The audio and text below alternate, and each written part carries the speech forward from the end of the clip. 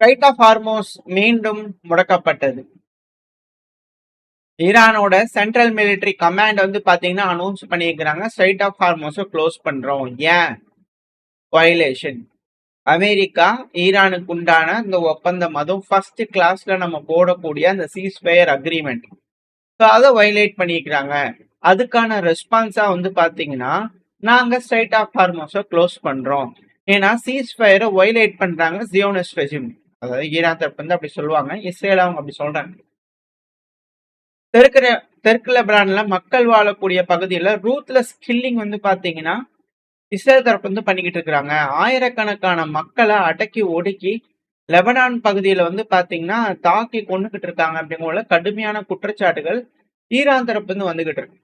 இப்ப தொடர்ச்சியா இஸ்ரேல் வந்து பாத்தீங்கன்னா லெபனான் மேல குண்டுகளை போட்டுக்கிட்டு இருக்காங்க. ஸோ அந்த ஒரு காரணத்தினால நாங்க ஸ்ட்ரைட் ஆஃப் ஹார்மோஸை வந்து பாத்தீங்கன்னா க்ளோஸ் பண்றோம், வெசல் டிராபிக்ல இதுக்கப்புறம் இருக்காது அப்படிங்கிற சொல்றாங்க. So secretary of state Marco Rubio அவர்கள் வந்து பாத்தீங்கன்னா இஸ்ரேலோட பெஞ்சமின் நெத்தன்யாஹுவோட பேக் சேனல்ஸ்ல பேசுறதுக்காக வேலைகள் செய்யறாங்க. அது மட்டும் இல்லாம பிரைம் மினிஸ்டர் நெத்தன்யாஹு அவர்கிட்டயே ஒரு ஃபோன் பண்ணி பேசிடலாம், அமெரிக்கா சார்பா டிமாண்ட் வைக்கிறது, லெபனான் சீஸ்ஃபயர் வந்து பண்ண டிமாண்ட் வைக்கிறதுக்காக அழுத்தங்கள் கொடுக்கறதுக்காக மார்க்கோ ரூபியோ அவர்கள் பண்ணலாம். இல்லை அப்படின்னா பேக் சேனல்ல பேசலாம். பேக் சேனல் இந்த சென்ஸ் நெத்தன்யாஹு அவர்களுக்கு அழுத்தங்கள் கொடுக்கும் விதமா இஸ்ரேல்ல இருக்கக்கூடிய ஆளுங்கட்சிக்கு உதவியா இருக்கக்கூடிய மற்ற துணை கட்சிகள் இல்ல எதிர்கட்சிகள் கிட்ட வந்து பாத்தீங்கன்னா ஆதரவு, அவங்க கிட்ட சீக்கிரமா ஆட்சியை கலைங்க, இல்ல வேற ஏதாவது அழுத்தங்கள் கொடுங்க, இந்த பிரச்சனை முடியணும் அப்படிங்கிறது போல அமெரிக்கா ஏதாவது ஒண்ணு செய்யலாமா, லாபியிங் அப்படிங்கிற சொல்லுவாங்க. விலைக்கு வாங்கிறதுக்கு பாக்குறாங்களா அப்படின்ட்டு கேள்விகள்லாம் வருது. பட் இது எனக்கு தெரியல. பட் ஆனா பேக் சேனல் டாக்ஸ் அப்படிங்கிற சொல்றாங்க. ஏதோ ஒண்ணு பண்ணுவாங்க இல்லையா, என்ன நடக்குது அப்படிங்கறத வெயிட் பண்ணி பார்க்கலாம். ஏன்னா இஸ்ரேல் தொடர்ந்து தாக்குதல் பண்றாங்க. தாக்குதல் பண்ணதுனால லெபனானோட வீரர்கள் அப்புறம் லெபனானோட சிவிலியன்ஸ் இவங்க எல்லாரும் கொல்லப்பட்டாங்க. லெபனானோட தெற்கு பகுதி அக்ராஸ் தெற்கு பகுதி முழுவதும் வந்து பாத்தீங்கன்னா தாக்குதல் நடந்திருக்கு பல பகுதிகளில். ஹிஸ்புல்லா சும்மா இருப்பாங்களா? இல்ல, அவங்களும் பதில் தாக்குதல் பண்ணிக்கிறாங்க. அவங்களோட தாக்குதல்னால ஒரு நபர் கொல்லப்பட்டார், 13 நபர்கள் வந்து பாத்தீங்கன்னா காயமடைஞ்சிருக்காங்க அப்படிங்கிற செய்திகள் வந்துட்டு இருக்கு. ஹிஸ்புல்லாவோட அட்டாக்னால வந்து பாத்தீங்கன்னா அதாவது முன்னேறக்கூடிய வீரர்களை தாக்குதல் பண்ணிக்கிறாங்க. காயமடையக்கூடிய நபர்களை இவாக்குவேட் பண்ணும்போது அந்த இவாக்குவேட் பண்ணக்கூடிய வெஹிக்கிள்ஸ் மேல அட்டாக் பண்ணியிருக்காங்க. இதெல்லாம் வந்து பாத்தீங்கன்னா ஈரான் மேல இதே போலதான் செஞ்சாங்க. ஆம்புலன்ஸ் அடிக்கிறது, இது ரஷ்யா உக்ரைன் பிரச்சனையில இருக்கக்கூடிய காமனான விஷயம். காசால் அடிக்கிறது கேட்டா அதுல தீவிரவாதிகள், அதுல ஆயுதங்கள் கடத்துறாங்க. அதுவும் இஸ்ரேல் காசால எப்படிதான் அடிச்சாங்க, ஆம்புலன்ஸ்ல எல்லாம் அடிச்சாங்க. இது போல வீடியோ பதிவுகள்லாம் அந்த டைம்ல ரொம்ப பெரிய வைரலா இருந்தது. பட் இதெல்லாம் யூஎன் எந்த ஒரு இடத்துலயும் வந்து பாத்தீங்கன்னா பெருசா எடுபடுற மாதிரி இல்லை. போர் குற்றம் அப்படிங்கிறது போல வந்து பண்ணா வந்தாலுமே அது இதெல்லாம் எதுவும் பெருசா கணக்குல எடுக்கிற மாதிரி இல்லை. ஸோ அந்த மாதிரி வந்து பாத்தீங்கன்னா இப்ப இஸ்ரேல் கதற ஆரம்பிச்சிருக்காங்க. மிலிட்டரி இவாக்குவேஷன் வெஹிக்கல், ஆம்புலன்ஸ் எல்லாம் அடிச்சுட்டாங்க அப்படிங்கிற பல்வேறு விஷயங்கள். பட் தொடர்ச்சியா மெடிக்கல் சென்டருக்கு வந்து பாத்தீங்கன்னா ஏர் டிராப் பண்ணப்பட்டு இருக்காங்க இஸ்ரேலோட வீரர்கள் அப்படிங்கிற செய்திகள் இருந்துகிட்டு. ஏன்னா அக்ரஸிவா வந்து பாத்தீங்கன்னா இஸ்ரேல் லெபனானுக்குள்ள வந்து பாத்தீங்கன்னா ஊடுருவி போயிடலாம். லெபனானோட தெற்கு பகுதியில் இருக்கக்கூடிய அண்டர் கிரவுண்ட் ஃபெசிலிட்டி நம்ம போன பதிவிலேயே பார்த்துருப்போம். ஸோ அந்த பகுதியை எடுக்கலாமா அப்படிங்கிற யோசிச்சிருக்காங்க. ஸோ அந்த இடத்துல பர்ஃபெக்டா வந்து பாத்தீங்கன்னா டிராப்புக்குள்ள சிக்கிட்டதுனால ஹிஸ்புல்லா வச்சு விளையாடி இருக்காங்க. ஸோ அதிகப்படியான இழப்புகளை ஏற்படுத்தி விட்டுருக்காங்க. 6வது முறையா தொடர்ந்து தோல்வியை சந்திச்சுக்கிறாங்க ஐடிஎஃப். ஸோ இப்போ வரைக்கும் ஹிஸ்புல்லா இந்த அளவுக்கு டிஃபென்சிவான மெஷரை வந்து பாத்தீங்கன்னா எடுக்கல. உள்ள வர விட்டு அதுக்கப்புறம் நம்ம அடிக்கலாம் அப்படிங்கிறத ஒரு ஸ்ட்ராட்டஜியில் இருக்காங்க அப்படிங்கிற நம்ம சேனல்ல சொல்லியிருப்போம். ஸோ அது இந்த இடத்துல வெட்ட வெளிச்சம் ஆயிருக்கு. இஸ்ரேலோட டிஃபென்ஸ் ஃபோர்ஸ் 6 முறை ரொம்ப அக்ரஸிவா வந்து பாத்தீங்கன்னா இந்த அண்டர் கிரவுண்ட் ஃபெசிலிட்டி யூஜிவின்னு இருக்கு இல்லையா, மேப்லோட இருக்கு பாத்தீங்கன்னா தெரியும். ஸோ அந்த ஃபெசிலிட்டியை பிடிக்கிறதுக்காக ட்ரை பண்ணிக்கிறான். ஸோ இந்த தடவை air strike, helicopter strike, tank, artillery, white phosphorus குண்டுகள், இது போல பல்வேறு விஷயங்கள் வந்து பாத்தீங்கன்னா செஞ்சிருக்காங்க, தாக்குதல் பண்ணாங்க. பட் இருந்தாலும் 6வது முறையா தொடர் தோல்வியை வந்து பாத்தீங்கன்னா அந்த இடத்துல சந்திச்சிருக்காங்க. ஸோ மேற்கு வழியா போய் ஒரு பிளாங்க் எடுத்து, அதாவது சுத்தி வளைச்சு தாக்குதல் பண்ணலாமா அப்படிங்கிற ட்ரை பண்ணிக்கிறாங்க. வாங்க வந்து சுத்துங்க எங்களே அப்படிங்கிறது போல சுத்த விடும் போது அப்படின்னு நறுக்கி விட்டாங்க ஹிஸ்புல்லா. ஸோ இதனால வந்து பாத்தீங்கன்னா ஹெவியான இழப்புகள் வந்து பாத்தீங்கன்னா நடந்துட்டு இருக்கு. Hezbollah ATGM, anti tank guided missile use பண்ணி அடிக்கிறது, ராக்கெட் ஆர்ட்லரி தாக்குதல் பண்றது, இது போல தொடர்ச்சியா பண்றாங்க. ஸோ ஸோ அந்தந்த டைரக்ஷன் எந்தெந்த டைரக்ஷன் தாக்குதல் வருதோ அந்தந்த டைரக்ஷன் நோக்கி முன்னேறலாமா அப்படிங்கிற இஸ்ரேல் தரப்பு வந்து அடுத்த கட்ட வியூகங்களை வந்து பார்த்தீங்கன்னா அமைச்சுக்கிட்டு இருக்காங்க. ஆனால் எதுவுமே கை கொடுக்கல. ஸோ இந்த இடத்துல சிவியரா ஒரு அட்டாக் போயிட்டு இருக்கும்போது அடுத்தது அப்படிங்கிறது போல வந்து பார்த்தீங்கன்னா இருக்கும் இல்லையா? அதனால எதுவும் கை கொடுக்குற மாதிரி தெரியாது அப்படிங்கிறதுனால உடனே இஸ்ரேல் என்ன பண்றாங்க, காசாக்குள்ள புகுந்துட்டாங்க. அப்படியே காசாக்குள்ள அட்டாக். காசால drone strike, targeted building, north east பகுதிகளெல்லாம் வந்து பார்த்தீங்கன்னா அட்டாக் பண்ணிக்கிறாங்க. நார்த் அண்ட் காசா ஸ்ட்ரிப்ஸ்ல அட்டாக் பண்ணியிருக்காங்க. ஸோ சிவிலியன்ஸ் அங்கே உயிரிழக்கப்பட்டிருக்காங்க.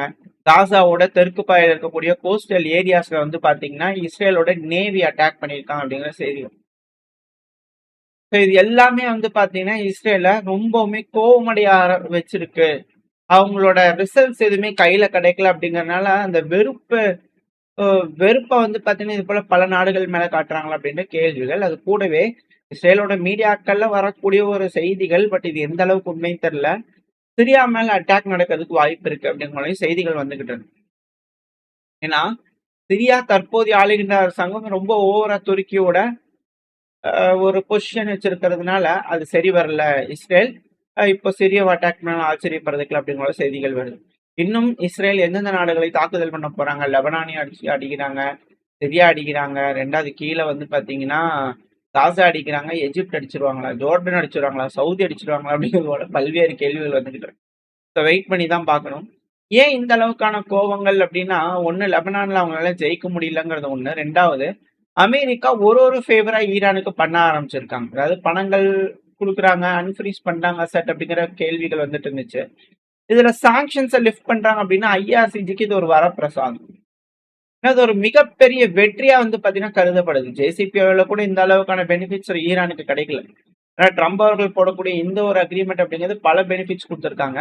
$300 பில்லியன் ரீகன்ஸ்ட்ரக்ஷன் ஃபண்ட் வந்து பாத்தீங்கன்னா ஈரானோட பிடிச்சி வச்சுட்டு கொடுக்கறது, அவங்களோட எக்கனாமியோட வந்து பாத்தீங்கன்னா டைப் பண்றது, இது போல சாங்ஷன்ஸை தூக்கி விடுறது, வேவர் கொடுக்கறது, இது போல பல்வேறு விஷயங்கள் வந்து பாத்தீங்கன்னா ஈரானுக்கு ஃபேவரா அமெரிக்கா செய்யறது. இது அமெரிக்காவோட தோல்வியை காட்டுது அப்படிங்கிறத மேற்கு மீடியாக்களை பண்ண சொல்ல ஆரம்பிச்சிருக்காங்க. இதெல்லாம் ஒரு சைடு இருந்தாலும் இப்ப பேச்சுவார்த்தை அப்படிங்கிற சொன்னாங்களே சுவிட்சர்லாந்துல, அது என்ன ஈரானோட டெலிகேஷன் போயிருக்காங்கன்னா போயிருக்காங்க. இப்போ ஈரான் சார்பா வந்து பாத்தீங்கன்னா திரும்பவும் அதே பார்லிமெண்ட் ஸ்பீக்கரோட ஹெட், அதாவது சீஃப் நெகோசியேட்டர்னு சொல்லக்கூடிய கேலிபாஃப் அவர்கள் வந்து பண்ண தலைமை தாங்கியிருக்காரு.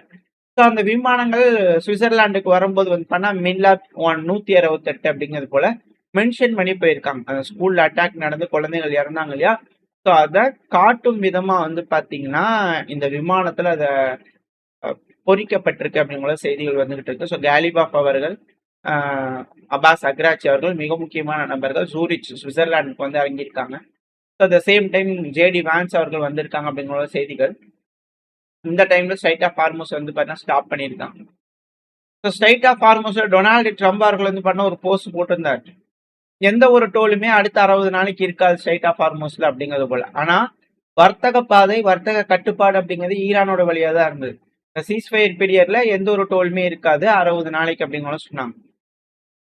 ஏன்னா அமெரிக்காவும் ஈரானும் அது போல ஒரு ஒப்பந்தத்துல இருந்தாங்க அப்படிங்கிறது போல. ஆனா இப்போ மிடில் ஈஸ்ட்ல வந்து பார்த்தா ஸ்ட்ரைட் ஆஃப் ஹார்மோஸ் முடக்கப்படுது அப்படிங்கும்போது கல்ஃப் நாடுகளுக்கு பெரும் சிக்கலை ஏற்படுது. அட் சேம் டைம் அமெரிக்காவுக்கு நெருக்கடிகள். அதனாலதான் ஈரானுக்கு ஃபேவரான டீலுக்கு கையெழுத்து போட்டிருக்காங்க. இப்ப போகக்கூடிய இந்த நபர்கள் பேசுவாங்களா, அமெரிக்காவோட நெகோசியேட் பண்ணுவாங்களா? ஏன்னா அமெரிக்கா ஃபெயிலியர் ஆயிட்டாங்க. எல்லா பகுதிகளிலையும் போரை நிறுத்துறதுக்கு அவங்களால முடியல. ஸோ இப்படி இருக்கக்கூடிய சமயத்துல பேச்சுவார்த்தை அடுத்த கட்டத்துக்கு போகலன்னா திரும்பவும் யுத்தம் ஆரம்பிக்குமா அப்படிங்கிற பதட்டங்கள் வர ஆரம்பிச்சிருக்கு. சீஸ்ஃபயர் அப்படிங்கிறதுக்கு முன்னாடி இந்த பகுதியை பிடிச்சிட்டு சீஸ்ஃபயர் போடலாம் அப்படிங்கிற யோசிப்பாங்களோ என்னமோ தெரியல. பட் அவங்க என்ன ட்ரை பண்ணாலும் அது எதுவுமே கை கொடுக்கல. ஃபெயிலியர் ஆகிட்டே இருக்கு. ஹிஸ்புல்லா ஸ்ட்ராங்கான பிரசன்ஸ் அந்த பகுதிகளில் இருக்கு. ஹிஸ்புல்லாவை வீழ்த்த முடியல இஸ்ரேல்னால அப்படிங்கிறது யதார்த்தமான உண்மை இந்த ஒரு பகுதியில. ஸோ வெயிட் பண்ணி பார்ப்போம். இஸ்ரேலுக்கு ஏதாவது பெனிஃபிட் கிடைக்குதா, என்ன நடக்க போகுது, இல்லை ஹிஸ்புல்லாவோட கை ஓங்கி இருக்க போதா, ஈரான் அமெரிக்காவோட ஒப்பந்தங்கள் கையெழுத்திட போதான்றதை அடுத்த பதிவில் வரக்கூடிய செய்திகளை வச்சு பார்க்க ஆரம்பிச்சிடலாம். இந்த பதிவுல ஓரளவுக்கான தகவல் பார்த்துருப்போம். இந்த பதிவு எப்படி உங்களுக்கு பயனுள்ளதா இருந்துச்சா? இருந்தா லைக் பண்ணிட்டு பிரச்சனை ஷேர் பண்ணிக்கோங்க. அது கூட மறக்காம உங்களோட கருத்துக்களை கமெண்ட் செக்ஷன்ல சொல்லுங்க. இந்த பதிவு நல்லா இருக்கும்னு நம்பிக்கையில் அடுத்த பதிவு சந்திக்க. Stay safe. பாய்.